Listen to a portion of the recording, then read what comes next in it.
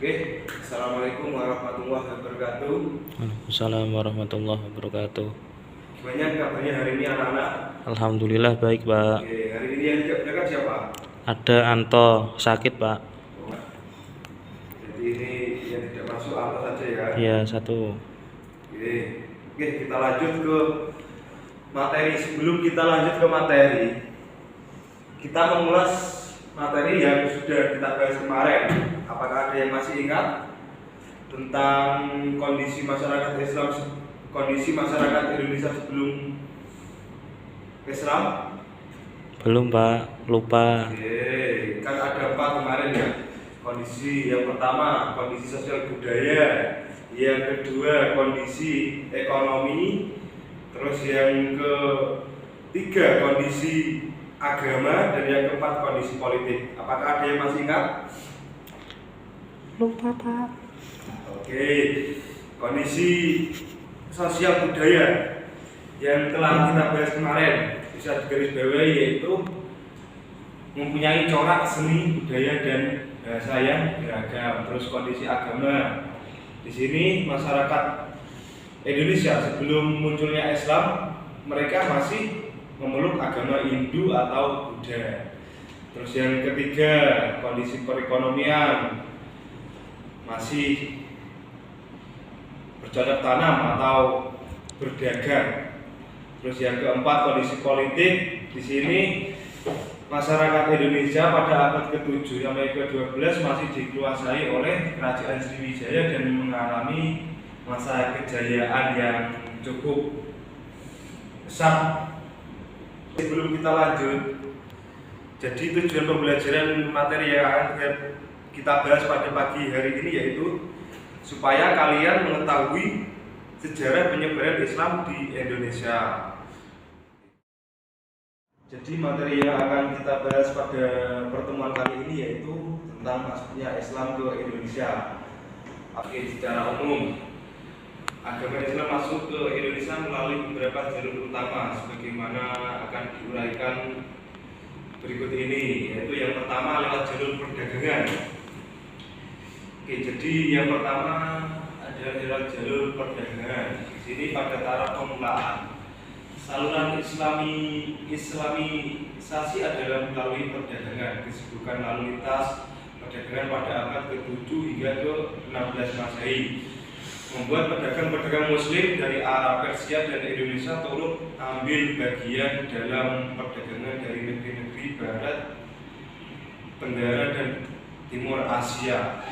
Jadi perdagangan lebih tepatnya dari wilayah Sumatera atau Aceh, baru kemudian masuk ke Jawa.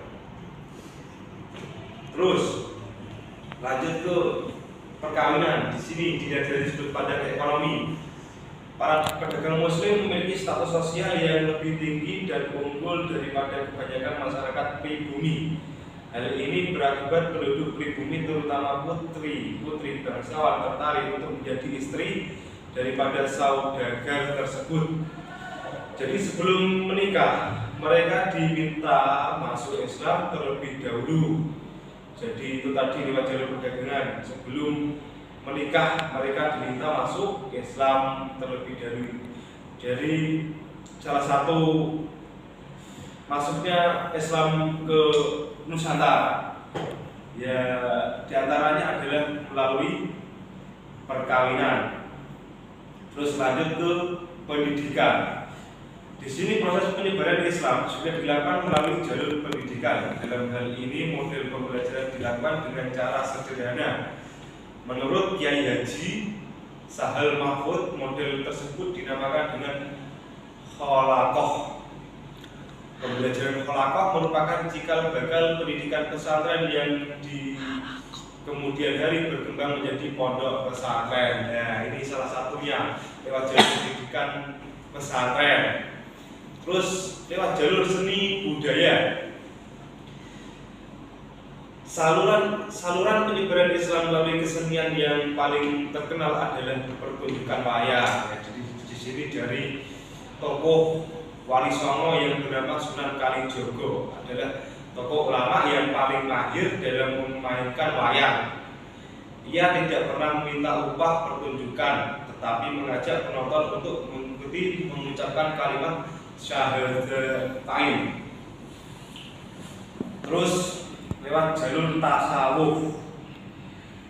Di sini pada jalur tasawuf adalah ajaran cara atau sebagainya untuk mengenal dan mendekatkan diri kepada Allah, sehingga memperoleh hubungan langsung secara sadar dengannya.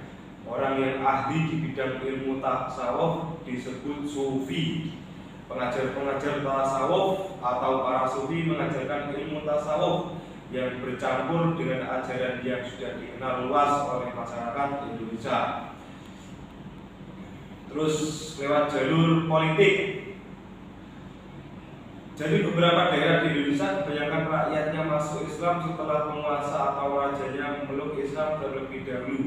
Pengaruh politik para raja dan penguasa tersebut sangat membantu tersebarnya Islam di Indonesia. Jadi salah satu penyebaran Islam ke Indonesia atau ke Nusantara yaitu lewat jalur politik. Di sini lewat jalur politik sangatlah menarik untuk penduduk kerajaan yang ditaklukkan untuk masuk Islam. Jadi itu salah.